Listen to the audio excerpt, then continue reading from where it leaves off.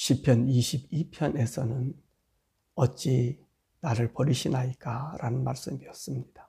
극심한 고난과 환난 그리고 죽음이 임박했는데 나의 하나님께서 나에게 아무것도 응답해 주시지 않고 그 답답한 부르짖음, 우리가 그 22편 메시아시라고 얘기했잖아요.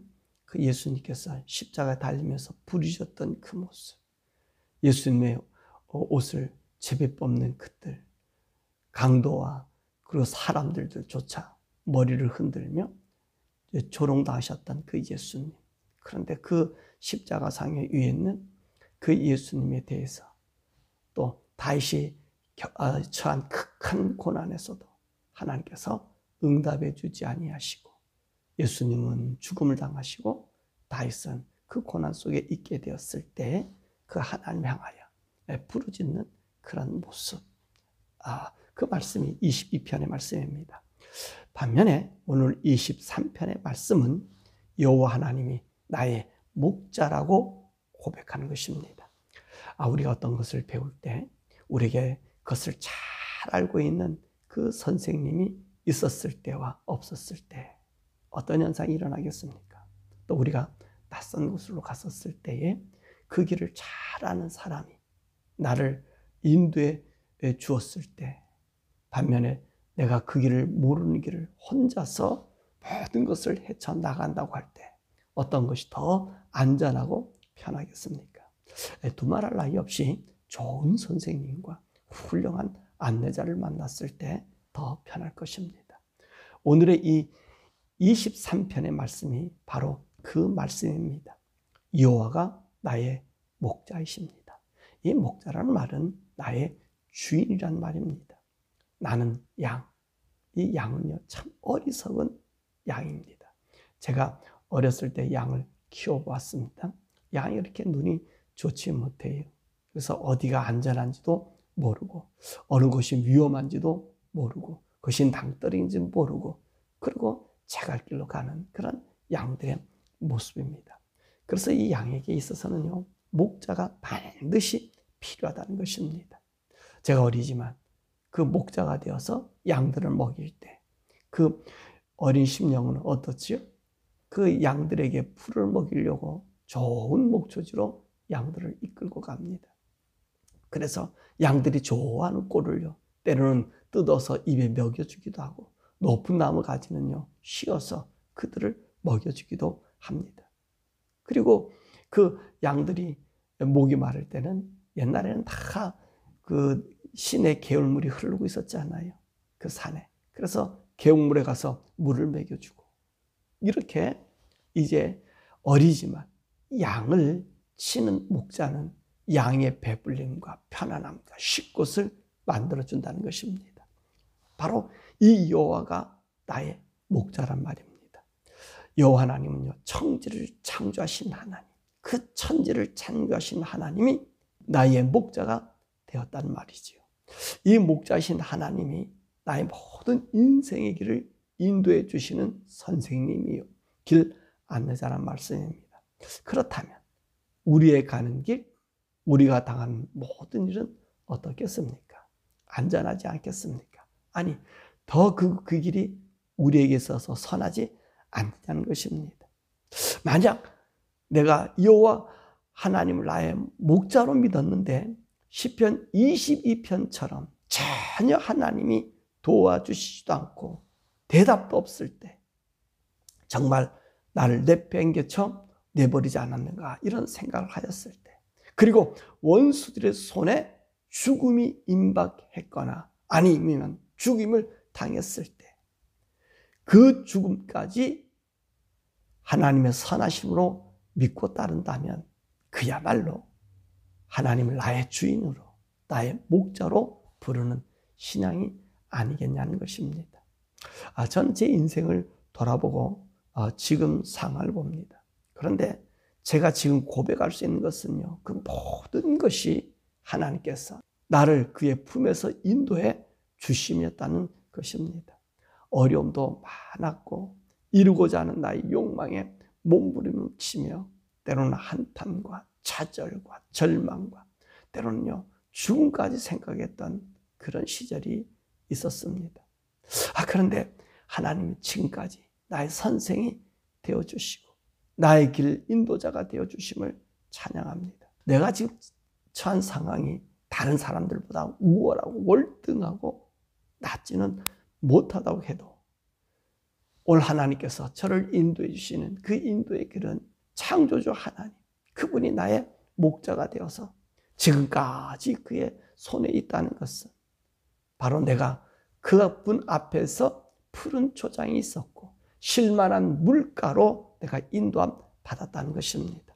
사망의 음침한 골짜기와 그 골짜기에서 내가 소망이 없이 몸부림치고 그리고 그 소망이 없이 정말로 나에게는 가려진 것, 나에게 응답이 없다라고 생각했는데 바로 그곳에서 우리 하나님이 나를 이끌어서 이까지 인도해 주시고 때로는요 죄의 길, 그 악의 길, 악한 자들과 섞여 있을 수 있는 길, 악인들과 동행할 수 있는 길, 주의 의의 길을 버리고 우리의 조그만 편함과 안위와 그곳에서 옳고 그름을 판단하지 못하는 그곳에서 우리 하나님께서요 이끌어 주셨다는 삶 너무나 고맙다는 것입니다. 참 저는요 그 하나님께 감사해요. 왜 감사하느냐? 왜 저가 걸어가는 이 길 속에서 어떻게 보면은 좀 바보스럽고요. 어떻게 보면요 옹고집스럽고요. 어떻게 보면요 이게 지혜 없는 삶같이 보여요. 그런데 제가 그래서기보다는 제 마음을 이끄신 하나님이 그렇게 저를 이끌어 주셨다는 것입니다. 불의한 곳에 들어가 섞여지지 않게 하시고 그런 곳에 있을 때 우리 하나님이 저를 끄집어낸 거예요. 불러낸 거예요. 제가 고백했지만 제가 만약에 미국에 오지 않았다면, 미국에 들어오지 않았다면요, 저는 저 한국에 있는 좌파들 목사들보다 더 했을지도 몰라요. 거기에 배겨 있어요.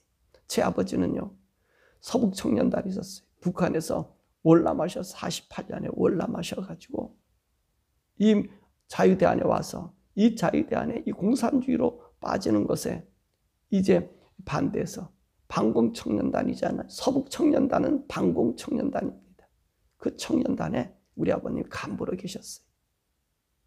북한에 있는 에서 그 잘 나가던 그런 걸 다 버려버리고 거기서 가져온 돈을 들여가면서 반공운동 하셨던 분이, 그래서 반공운동 하셨던 아버지, 나라를 생각하셨던 아버지신데 저는요 오히려 박정희 대통령이 미워했던 그런 사람이고요. 싫어했던 사람이에요. 그런데 그런 환경에서 제가 만약에 한국에서 계속 목회했다면 저는 그런 바보스러운 사람이 되었을 거예요. 근데 하나님 저를 미국으로 보내주셨어요. 그리고 미국에서도요, 제 심령 속에 그 잘못된 것을 알게 해주시고 바꿔주신 거거든요.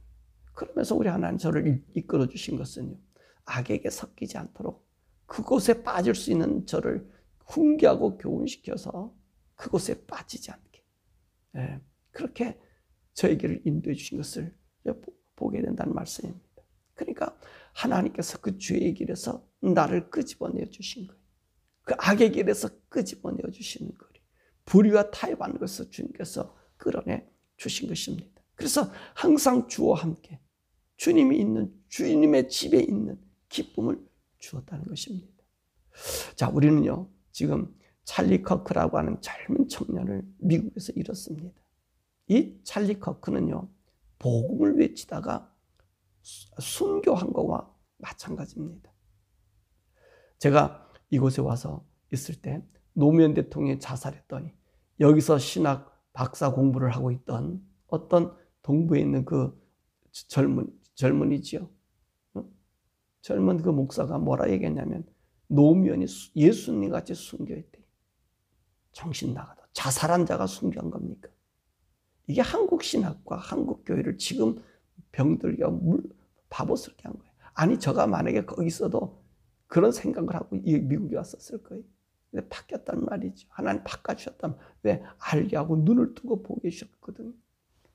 그런데 이 찰리 커크가 이 복음을 외쳤잖아요. 그런데 그가 무엇을 외쳤죠?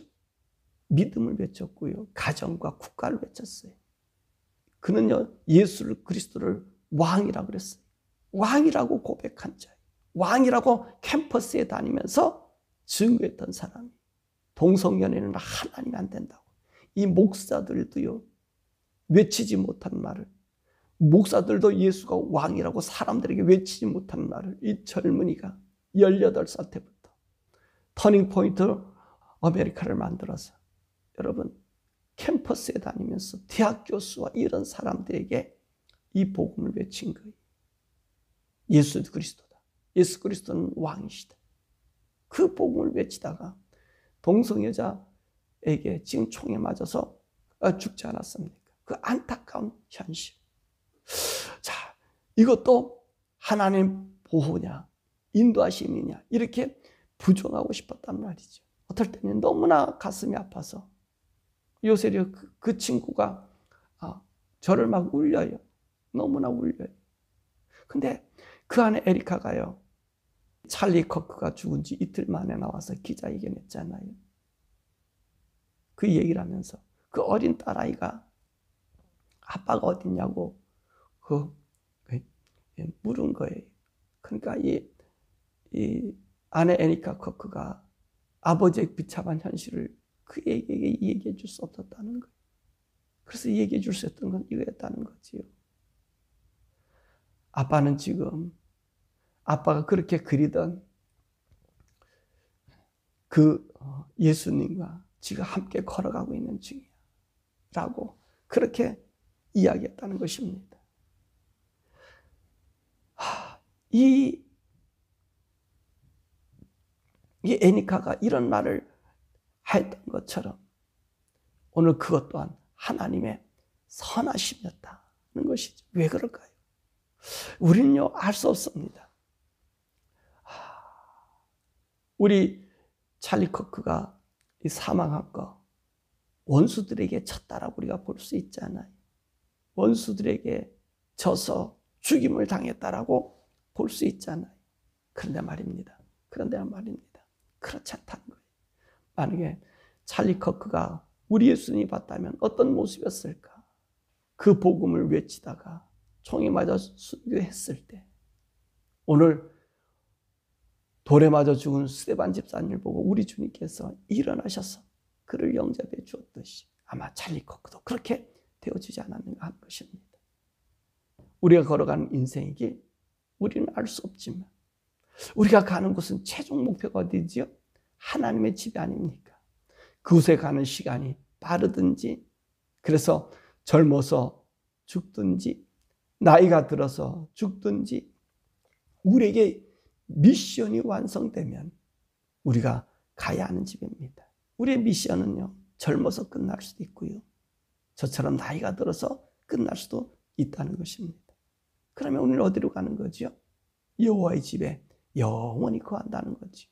그때 우리 하나님 뭐라 말씀하세요? 내 원수의 목전에서 내게 상을 베푸시니 기름을 발라주시고 잔을 넘치게 해주는 것을 우리가 볼 수 있다는 것입니다. 그러므로 오늘도 여호와 집에 거할 수 있는 사람, 하나님 품에 안기는 이 복을 가진 사람, 오직 여호와를 나의 목자를 둔 사람만이 가는 길이기에 그 길 자체가 선하심이란 말씀인 것입니다. 그러므로 이처럼 모든 상황을 여호와가 나의 목자로서 나의 모든 인생의 일거수일투족을 인도함을 믿고 있다면 하나님을 나의 목자로 둔 양이란 사실입니다. 우리 인생은 우리 걸어가는 길 우리가 알지 못해요. 그렇지만 그분이 우리의 길을 알아서 인도해 주시는 거예요. 그것이 극한 상황이든 절망이든 죽음이든 내가 여호와를 나의 목자로 섬기고 있다고 하면 여러분 그 길은 선한 길이에요. 그 길은요 우리 하나님이 우리 인생들이 생각하지 못하는 그 아름다운 영광을 우리에게 베풀어 준다는 것입니다. 오늘 시편 23편의 말씀 그것은요 우리가 어떻게 해석하기보다는 그냥 받아들이는 게 좋아요. 다윗은요 이 시를 읊으면서 그 하나님은 그냥 받아들였잖아요. 그 어떤 환경과 어려움 속에서도 이 시의 외침 그대로 받아들이고 그대로 걸어갔잖아요. 시편 22편처럼 그런 극한 상황, 벌레 같고 사람들에게 버려진 자 같고 사람들이 종일토록 네 하나님 어딨냐고 조롱받는 그 비방 속에서도 그는 여호와를 나의 목자로 모셨잖아요. 이것이 우리 성도들의 길입니다. 우리 성도들의 길이, 이 성도들의 길, 예수 그리스도를 믿는 우리들의 길, 하나님 앞에 저와 여러분들이 정말 모나지 않고 그 안에 우리들 되기를 원합니다. 오늘 제가 이 시편 23편을 다시 한번 읽어드릴 테니까 이 시편 23편을 여러분 읽으면서 더 큰 하나님의 사랑과 하나님의 뜻이 여러분의 인생의 걸음걸이에 놓여지기를 원합니다. 시편 23편입니다. 여호와는 나의 목자시니 내게 부족함이 없으리로다. 그가 나를 푸른 풀밭에 누이시며 신만한 물가로 인도하시는도다. 내 영혼을 소생시키시고 자기 이름을 위하여 의의 길로 인도하시는도다. 내가 사망의 음침한 골짜기로 다닐지라도 해를 두려워하지 않을 것은 주께서 나와 함께 하시니라. 주의 지팡이와 막대기가 나를 안위하시나이다. 주께서 내 원수의 목전에서 내게 상을 차려주시고 기름을 내 머리에 부으셨으니 내 잔이 넘치나이다. 내 평생에 선하심과 인자하심이 반드시 나를 따르리니 내가 여호와의 집에 영원히 거하리로다.